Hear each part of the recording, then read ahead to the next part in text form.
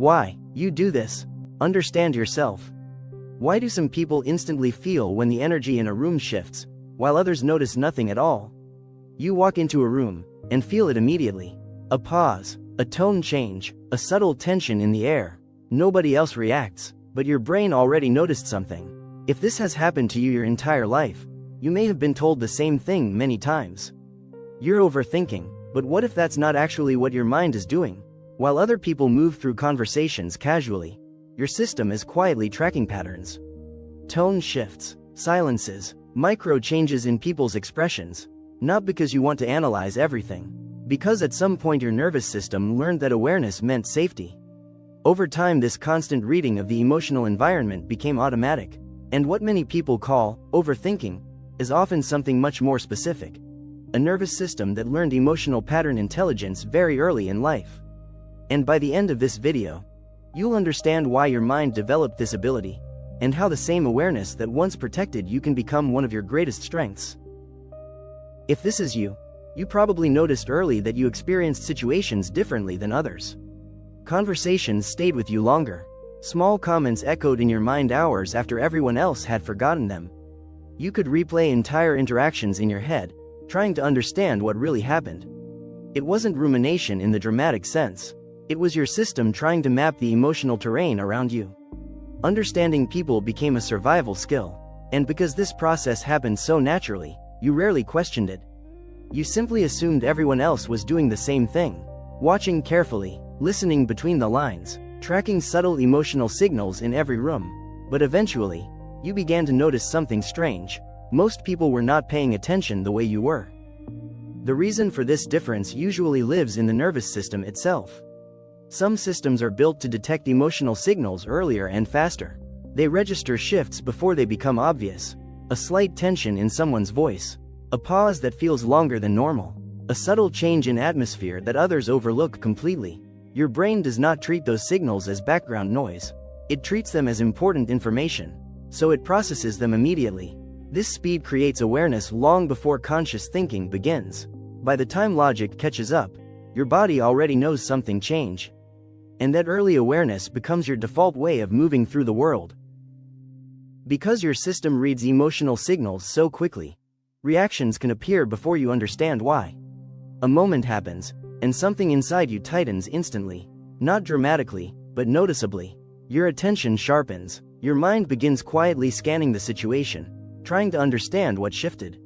Sometimes the trigger is obvious, a tone that feels dismissive, a glance that carries tension, but other times it is far more subtle, a feeling that something in the atmosphere changed slightly, even when no one else seems to notice. Your nervous system registers the shift and prepares you to respond. When this kind of nervous system activates, the body begins adjusting immediately. Breathing shifts slightly, muscles become more alert, attention narrows toward whatever feels uncertain. None of this is dramatic from the outside, but internally, the system has already moved into awareness mode. This reaction is not a flaw, it is a protective reflex. Your system is attempting to understand the emotional environment before anything escalates. It gathers information quickly, so that you can respond appropriately. But something important is happening underneath this reaction. The same nervous system that creates this constant awareness is also what allows some people to read emotional environments with unusual precision. Signals that most people overlook often become clear information to your system. Your brain isn't simply reacting faster, it is detecting patterns earlier. However, speed has a side effect. When emotional information arrives too quickly, the mind struggles to organize it. Tone, intention, body language, atmosphere, all entering awareness at the same time. It can feel like your brain is running several analyses simultaneously. That's usually when people begin labeling themselves as overthinkers. But what often looks like overthinking is actually unfinished pattern processing. Your nervous system collected more information than your conscious mind could immediately organize. So the mind keeps working after the moment ends, trying to complete the pattern.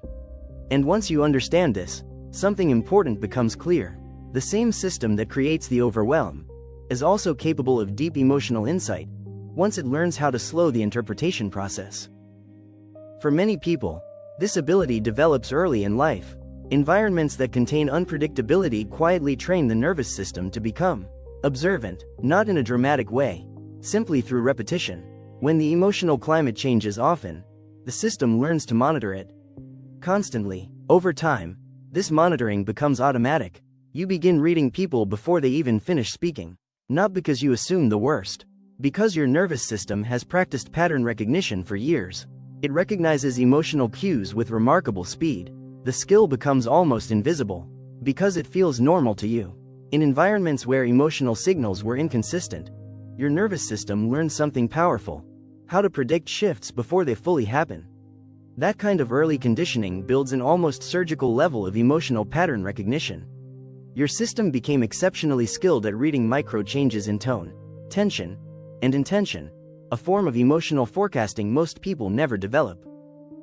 Eventually, this adaptation becomes part of your identity. You might describe yourself as sensitive, or perceptive, or someone who notices everything. But the deeper truth is that your nervous system built a sophisticated awareness system over time.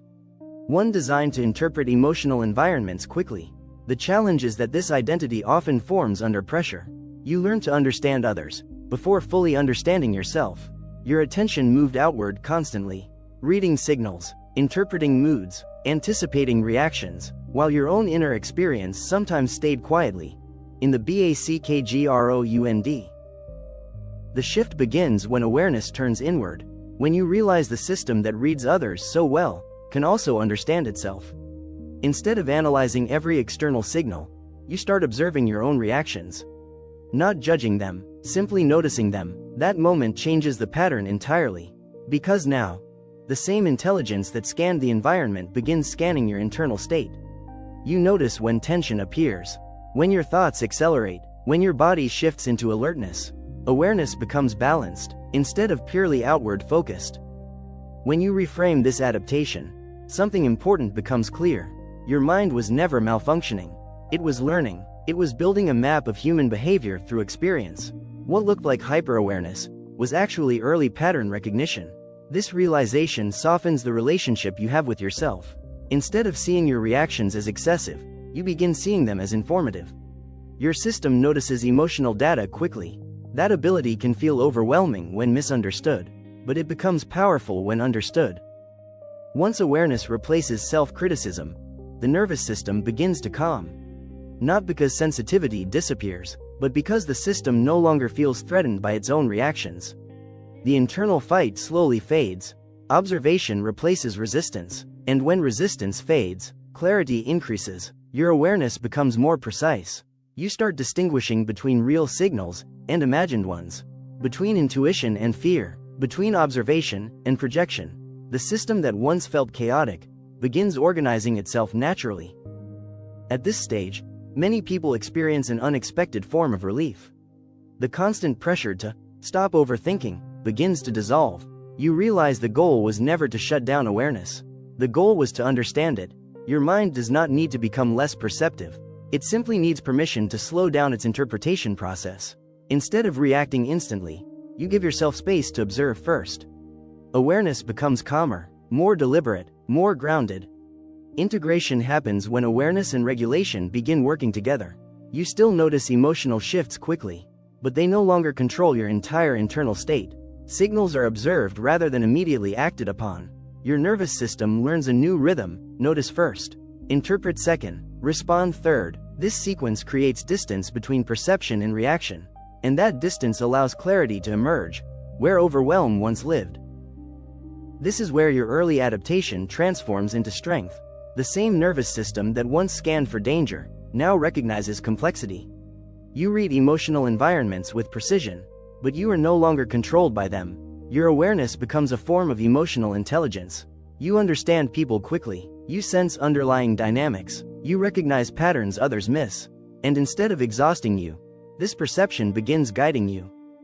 At some point, the goal stops being, stop overthinking, and something much more useful begins instead. You start recognizing that your mind isn't trying to torture you.